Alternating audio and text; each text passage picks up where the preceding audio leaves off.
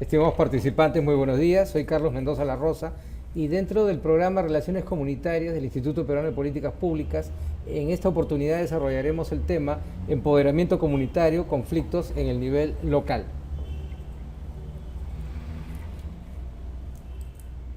Veamos lo que es el triángulo del desarrollo social sostenible. Son los principios del desarrollo social.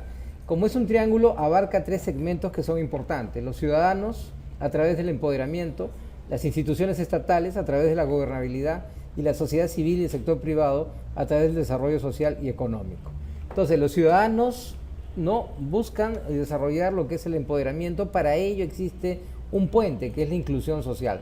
El tema de la inclusión social ha tenido mucho debate hoy en día y significa la incorporación de segmentos ciudadanos al proceso político, social y económico, en la cual todos se puedan beneficiar de ese crecimiento que ya estadísticamente es medible y que ha colocado al Perú dentro de una posición expectante en la región de América Latina. Entonces, la inclusión social implica eso, ¿no? Que los ciudadanos se puedan adecuar e incorporar activamente en todo el proceso económico y obtener los beneficios que le correspondan justamente por este segmento. La rendición de cuentas es para las instituciones estatales. ¿Qué pedimos de la institución estatal? La gobernabilidad, que es el aporte del Ejecutivo a todo el sistema político, social y económico, ¿no? Para que pueda lograr los objetivos que se ha trazado un gobierno y sobre todo también para que pueda implementar las políticas públicas. Para ello le pedimos gobernabilidad y para eso se requiere la rendición de cuentas. El gran enemigo de la gobernabilidad es la corrupción, ¿no? Ya hemos visto que la corrupción de algún modo no solo es un delito, sino es una forma que tienen algunas personas, algunos individuos para poder enriquecerse ilícitamente. Bien, la rendición de cuentas implica lo que el Estado entrega a la ciudadanía y cómo se supervisa eso a través de un informe periódico de acuerdo a las actividades que realiza. Y la sociedad civil y el sector privado, que buscan la cohesión.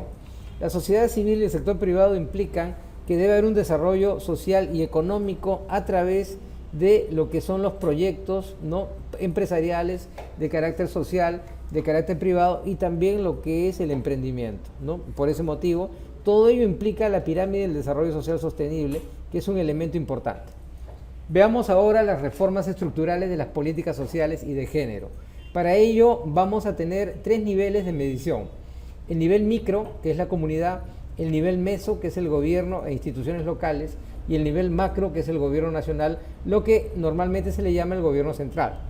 Estos tres niveles son medibles en base al fortalecimiento de los ciudadanos y a las reformas institucionales.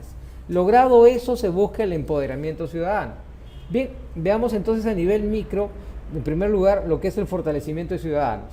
Aquí encontramos un empoderamiento comunitario y planificación estratégica y empresas para el empoderamiento.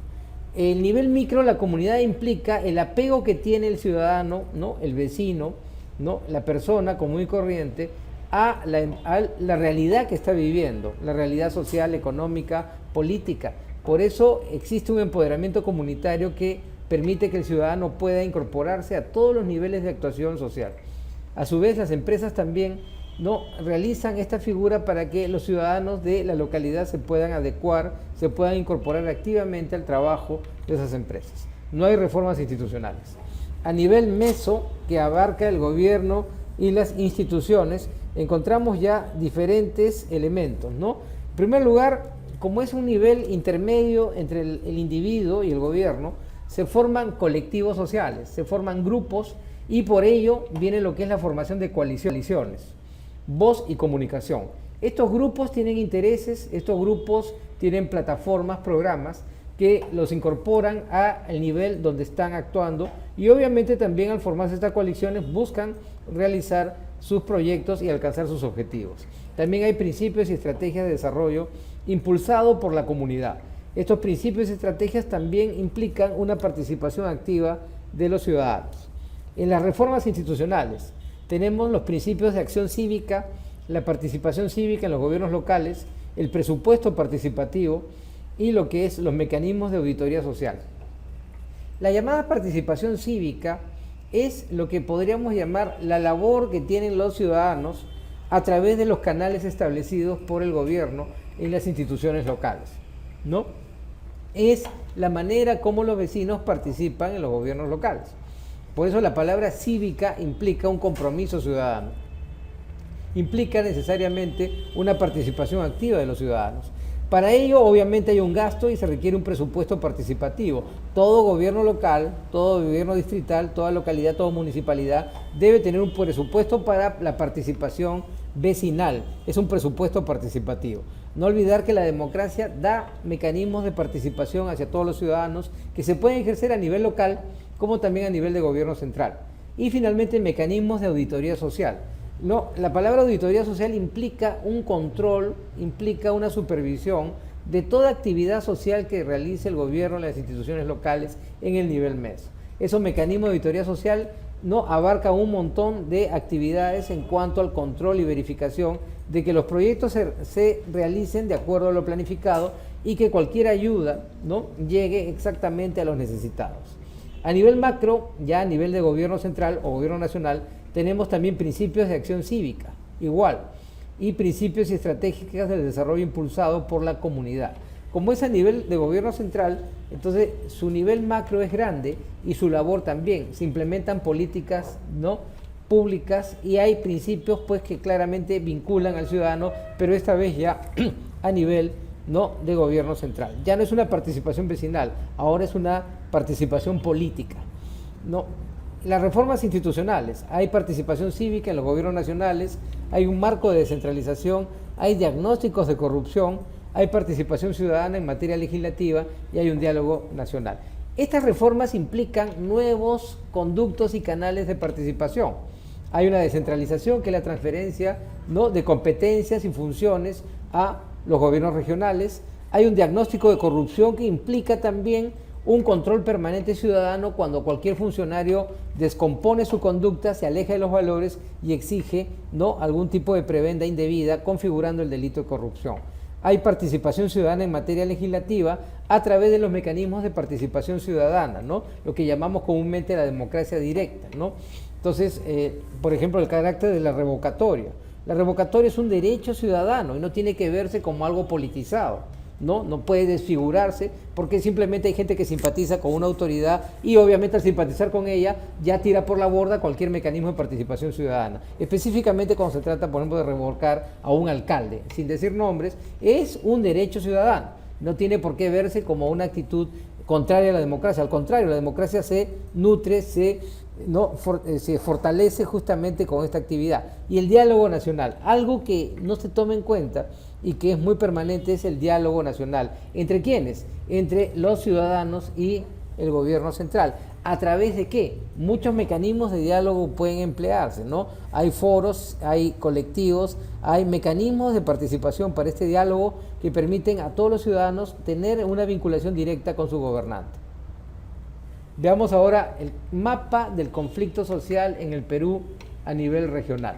Ahí vemos claramente un mapa en el cual aparecen las provincias que no tienen índices de conflicto, ¿no?, o tienen un índice de conflicto, podríamos llamarle, alto, elevado. Hay provincias sin conflictos o a niveles medios de conflicto, hay una intensidad de conflictos baja y hay una intensidad de conflicto alta. En otras palabras, la intensidad de los conflictos tiene indicadores. Hay altos indicadores, medios y bajos para medir el conflicto. Se ve claramente que hay provincias con alta incidencia de conflictos, ¿no?, y hay provincias también con menor incidencia de conflictos.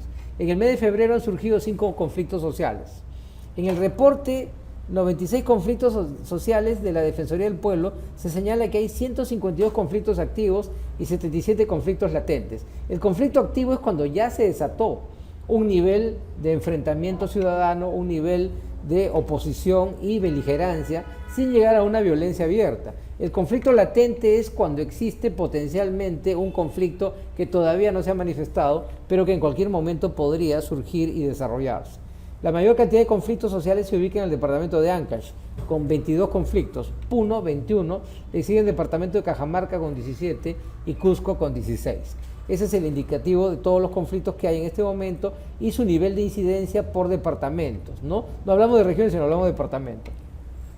De los 152 conflictos activos, 84 casos son tratados mediante procesos de diálogo, que es importante el diálogo como un mecanismo para evitar un conflicto abierto y tratar de tender puentes de comunicación entre las partes involucradas para evitar justamente que el conflicto entre en una escalada y genere violencia. Asimismo, se registraron 117 acciones colectivas de protestas.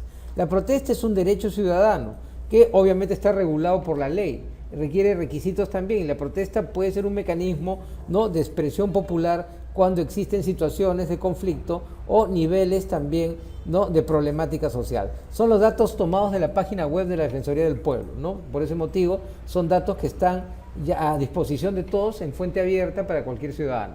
Veamos ahora los factores del conflicto actual en el Perú, ¿no?, como un primer indicador, las manifestaciones del conflicto en el Perú y finalmente la crisis del terremoto de Ica, que fue justamente en agosto del año 2007, pero que hasta ahora ha generado también situaciones de conflicto.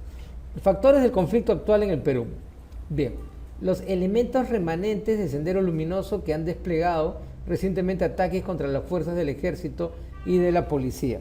Bueno, es muy debatible hablar de remanentes, ¿no? Muchos dicen que Sendero Luminoso tiene una actividad, ¿no?, intensa en la zona del Braem.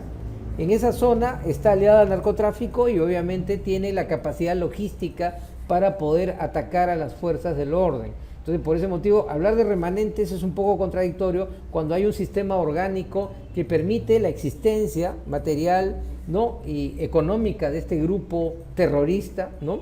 Es un grupo terrorista, es un grupo de delincuentes que matan a los integrantes de las fuerzas del orden, y obviamente también es censurable esta acción en base a la legislación que ya existe.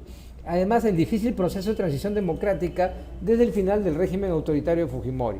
Bueno, ya ha pasado varios gobiernos, ha habido un gobierno de transición en el caso del señor Valentín Paniagua, luego hubo un gobierno del caso del señor Toledo y luego el señor Alan García, y ahora estamos con el gobierno, ¿no?, de Ollanta Humala. Por ese motivo, ya la transición no se da como un proceso instantáneo, sino que hay una continuidad democrática. Hablar de transición en este momento sería que ya remitirnos solamente al periodo en que finaliza el régimen de Fujimori, que duró 10 años. De razón por la cual implicaría ya una continuidad democrática de varios regímenes que esperamos se mantenga por bien y salud de la democracia en el Perú. Y el mantenimiento del modelo de desarrollo que no logra integrar aún a los grandes grupos poblacionales. Este es uno de los problemas que son fundamentales. Buscar no solo crecimiento económico, sino desarrollo económico, y que integre a grandes grupos poblacionales que todavía viven marginalmente. Todavía hay pobreza en el Perú y estos grupos requieren de atención por parte del Estado y de posibilidades para que puedan desarrollar actividades económicas, ¿no? Un naciente proceso de centralización y la falta de capacidad de los gobiernos subnacionales para asumir sus responsabilidades y que la población brinde legitimidad a sus decisiones. Específicamente hablando de los gobiernos regionales. Muchos de ellos, a pesar de que forman parte del Estado peruano, pues son el ejecutivo, ¿no?, regional, podríamos llamarle así, tienen una actitud antagónica, ¿no?, tienen una actitud de conflicto frente al gobierno central. Caso concreto, el gobierno regional de Cajamarca, ¿no?, con los acontecimientos que todos conocen con respecto al proyecto minero Conga. Bien, veamos ahora las manifestaciones del conflicto en el Perú. Hay conflictos con respecto a la gobernabilidad democrática, incluyendo instituciones débiles, la falta de sistemas de rendición de cuentas y de transparencia, la falta de confianza de la población en las estructuras y mecanismos en todos los niveles, nacional, regional y local, y la falta de participación ciudadana. Cuando hablamos de conflictos con respecto a la gobernabilidad, estamos hablando de ciudadanos que se sienten excluidos de las instituciones democráticas, ciudadanos que no tienen canales de protesta, que no tienen voz, que no tienen ningún mecanismo de comunicación y obviamente ven al sistema democrático como un sistema distante. No participan directamente en él, no tienen cultura democrática ni capacidad tampoco para integrarse en colectivos sociales. Razón por la cual este primer agrupamiento de conflictos no cuestiona en sí la democracia, sino solamente los mecanismos que permiten la participación de los ciudadanos, ¿no? Entonces, por ese motivo se ve que la democracia no basta con vivir con ella, hay que practicarla, tener cultura democrática, saber ejercer derechos en democracia y conocer también todos los mecanismos que la democracia brinda para que los ciudadanos puedan expresar sus ideas. Aparte de ello, hay conflictos y tensiones en cuanto a la gobernabilidad local y el proceso de descentralización, marcados tanto por la aún incipiente descentralización como por las capacidades limitadas de los gobiernos regionales y locales.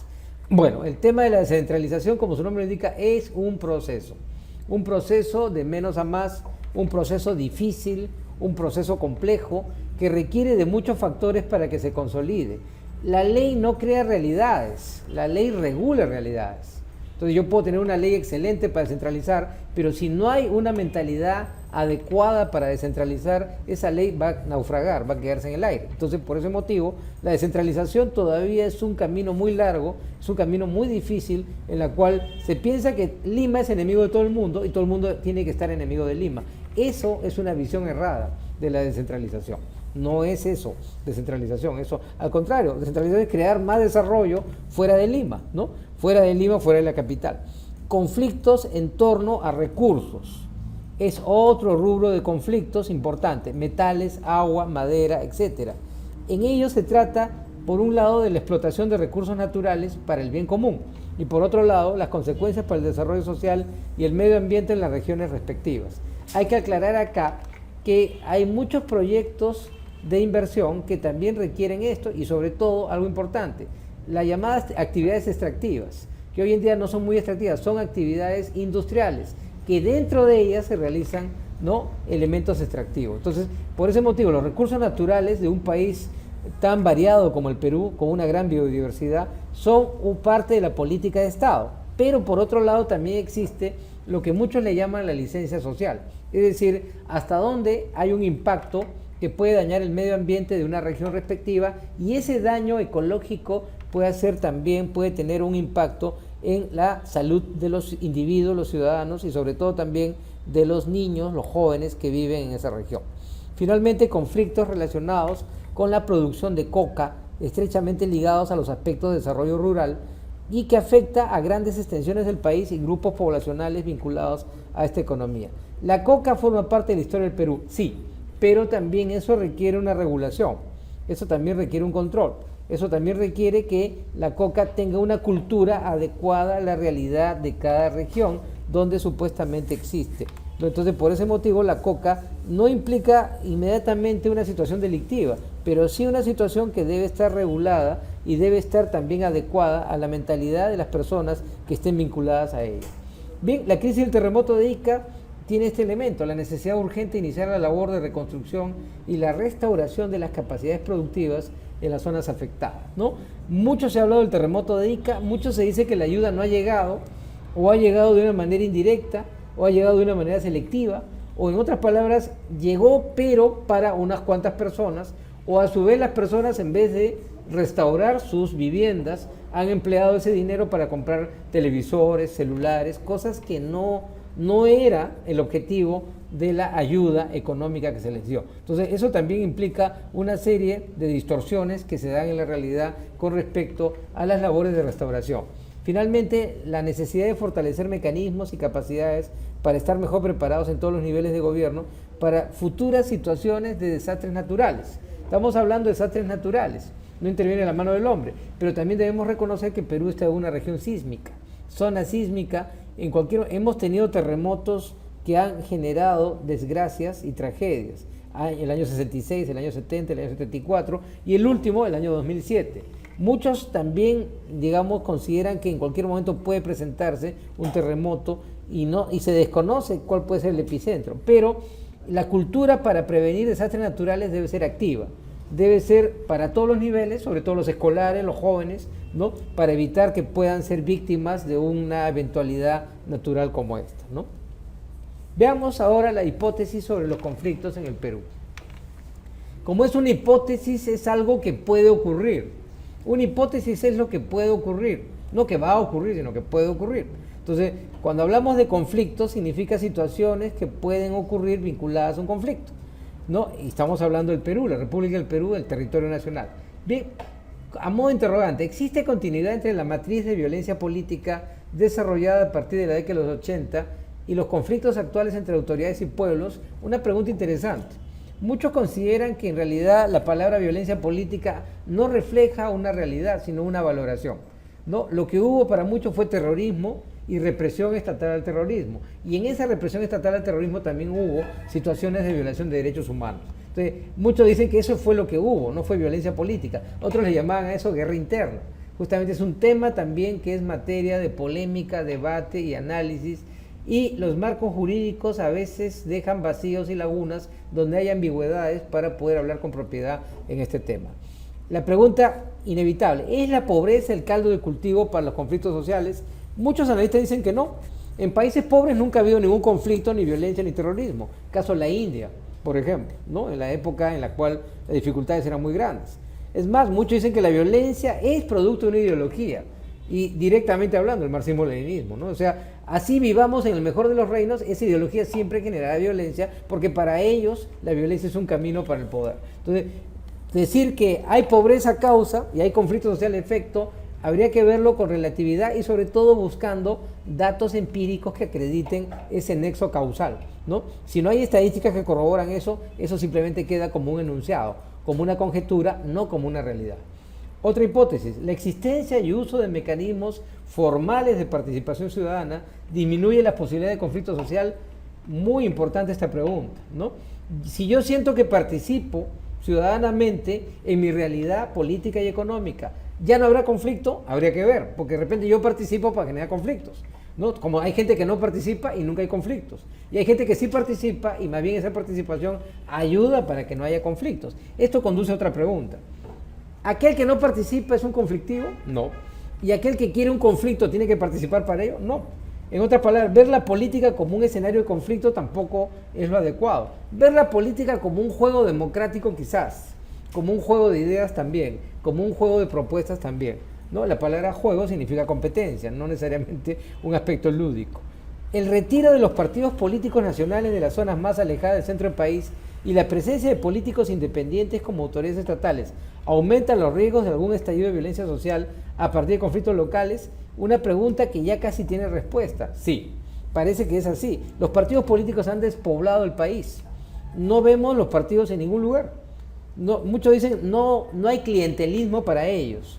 Solamente el clientelismo aparece cuando se acercan las elecciones, ¿no? Cuando falta un año, medio año para decir ya se cocinan las candidaturas, ¿no? Las alianzas de partidos, ahí recién vemos a los políticos en carne y hueso, a los partidos, pero después de las elecciones desaparecen y se convierten en locales donde solamente hay un letrero y a veces ni siquiera eso, ¿no? ¿Y qué pasa en esa época? ¿Quién interviene políticamente en zonas alejadas del país? Movimientos regionales, liderazgos caudillistas, ¿no? Que no tienen presencia en el Congreso, que no presentan lista parlamentaria, que no han recaudado firmas, ¿no? Por lo menos para lograr una presencia nacional. En otras palabras, la política nacional que estuvo centrada en los partidos no genera un liderazgo local en otros lugares. Muy por el contrario, esos liderazgos locales son antipartido o contrapartido. No requieren, o mejor dicho, ellos consideran que el partido es un sinónimo de corrupción, hablan de la partidocracia, que es un discurso que ya Velasco lo mencionó en la década del 60, Fujimori también lo mencionó en la década del 90, y que muchos todavía ahora lo están recuperando como un elemento de debate, ¿no? Bien, muchas gracias, estimados amigos, hasta la próxima.